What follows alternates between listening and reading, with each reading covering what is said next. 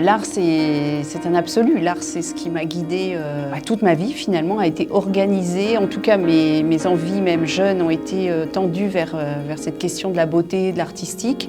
Puis après, tout s'est organisé avec, c'est-à-dire les études, la façon de vivre, les lieux de vie aussi sont organisés par rapport à cette quête, quelque part, puisqu'on choisit des lieux où on peut avoir des ateliers. C'est vraiment, oui, un guide dans plein de sens du terme, d'ailleurs.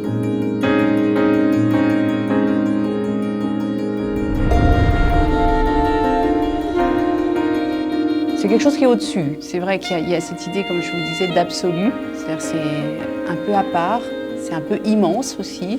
Il y a quelque chose qui est inatteignable aussi, c'est ça qui est assez beau. C'est-à-dire qu'il y a une fragilité, en même temps une puissance, quelque chose qui nous dépasse. Ça dépasse.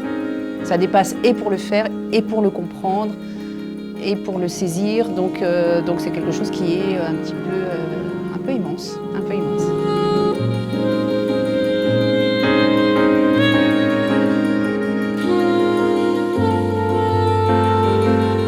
C'est compliqué de se dire qu'est-ce qu'on aimerait laisser.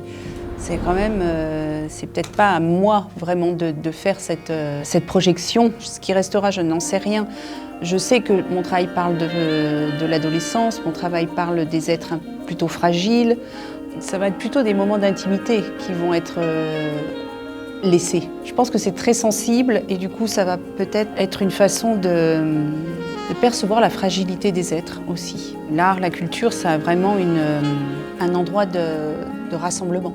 C'est-à-dire que des gens qui ne se connaissent pas, qui ne se côtoieraient pas dans la vie, peuvent très bien se retrouver sur une œuvre. Et là, il y a vraiment quelque chose d'assez magique. C'est ce qui va abolir toutes les frontières sociales. On est touché, donc il y a une valeur comme ça de partage assez forte.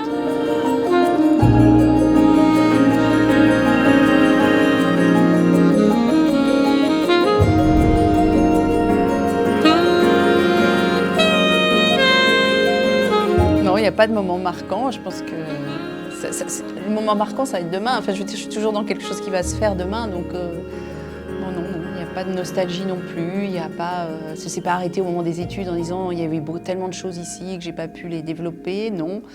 Il n'y a pas eu non plus un collectionneur unique qui a mis l'accent sur le travail et qui a fait qu'il a... Non, ça a été plutôt plein de connexions, plein de personnes, plein de rencontres.